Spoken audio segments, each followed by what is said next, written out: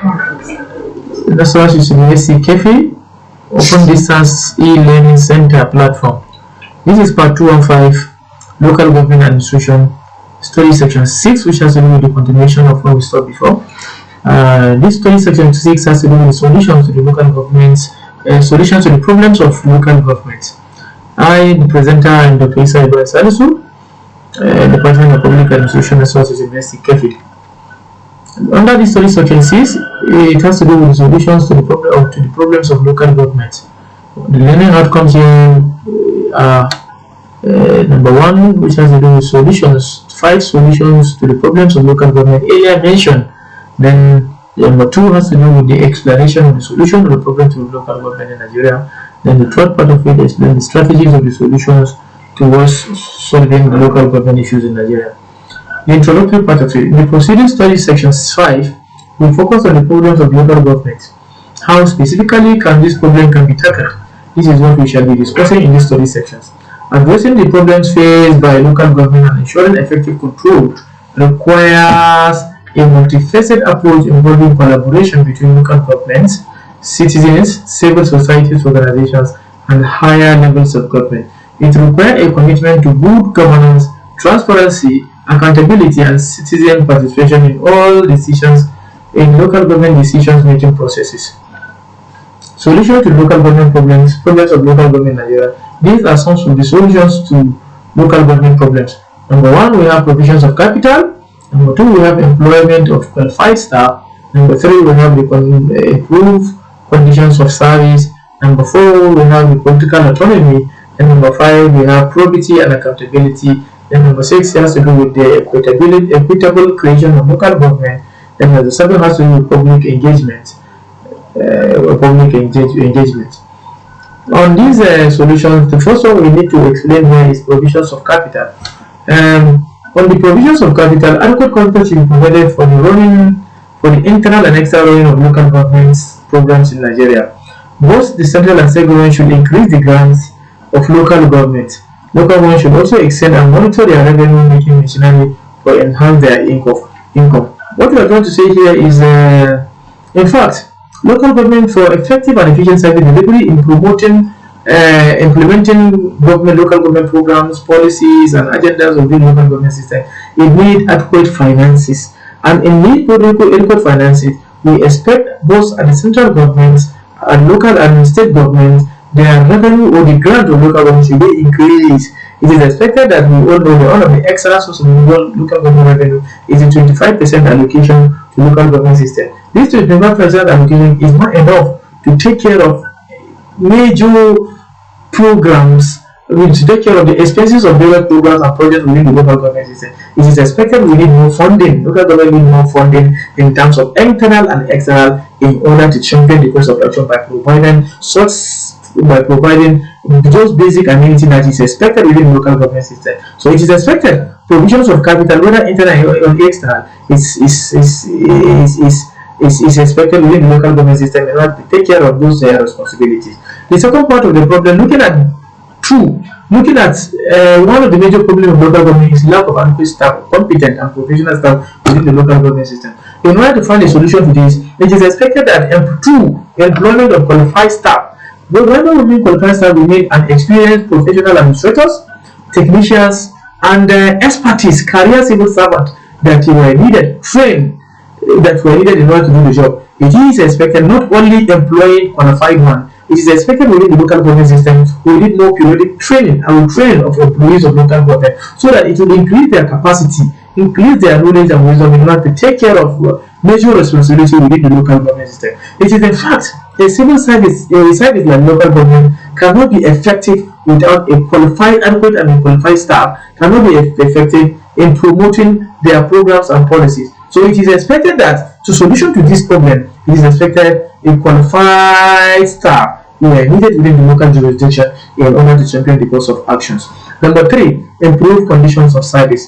We all know one of the major problems in the Nigerian system is that lack of the condition of service is too weak, rudimentary, and very, very low. It is expected within the local government services we need and improve in the condition of service of local government employees. It is expected, furthermore, merit should be the yardstick of recruitment when it's going to promotion and transfer. It is expected even at terms of promotion, we expected meritocracy should take over. Transfer or discipline should be embedded in local government system. This will improve the service, the conditions of service of local government system.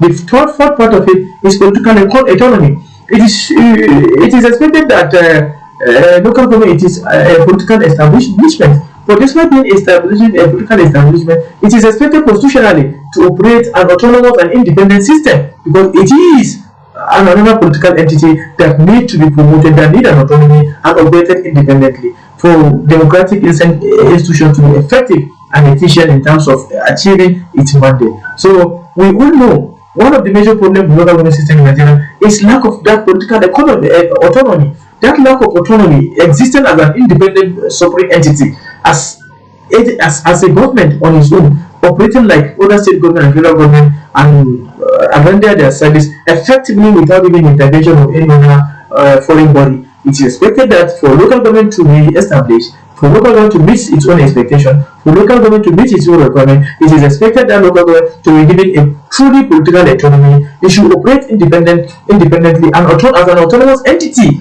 for it to operate and for it to make their policies, implement their policies that will make them to realize the basic mandate or the constitutional mandate of creating or establishing the local government system.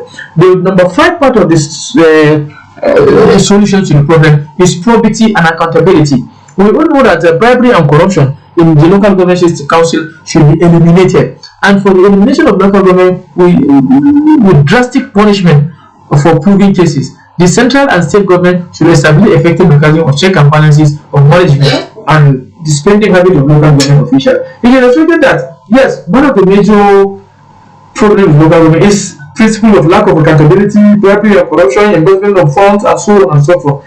The state and federal government should come up with a mechanism of check and balances, of promoting principles of accountability within the local government system, of providing, of checkmating the activities of local government in order to avoid mismanagement of funds within the local government atmosphere. Number 6 part of it is the equitable creation of local government system. The creation of local government should be in the national interest of bringing government closer to the people at the local level, rather than political or ethnic considerations. So it is expected that equitable creations of local government should put in place and one of the major solutions to the local government system. The 7th part of the solution is public enlightenment.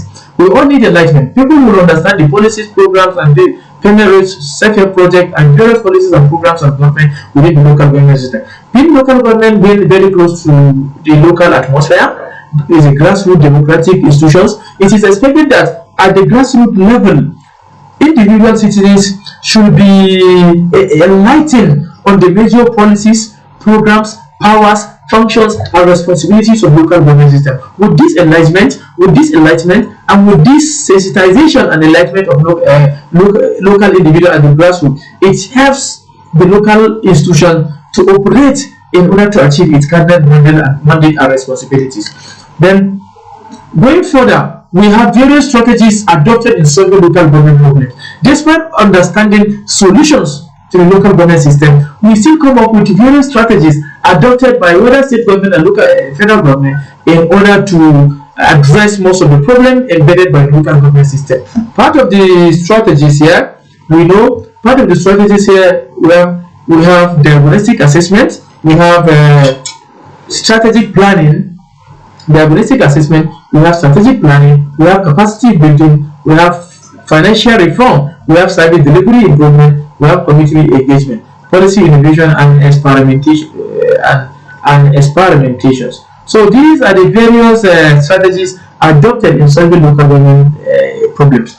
The first one is diagnostic assessment. Conducting a comprehensive diagnostic assessment to identify the root causes, underlying drivers, and systematic challenges facing the local government is essential for designing targeted and effective solutions. We have the second one, which has to do with strategic planning. Developing a strategic plan that sets clear goals, objectives, priority, and action plan can provide a roadmap for guiding reforms, efforts, and mobilizing resources effectively. Strategic planning process should be participatory, inclusive, and transparent, involving key stakeholders from government, civil society, private sector, and academia in setting strategic direction, identifying priorities, and allocating resources. The third part of it is capacity building. Investing in capacity building initiatives to strengthen skills, knowledge, and capacities of local government officials, staff, and stakeholders is essential for improving governance, performance, and enhancing service delivery outcomes. Capacity building efforts may include training programs, technical assistance, peer learning exchanges, leadership development initiatives, and institutional strengthening measures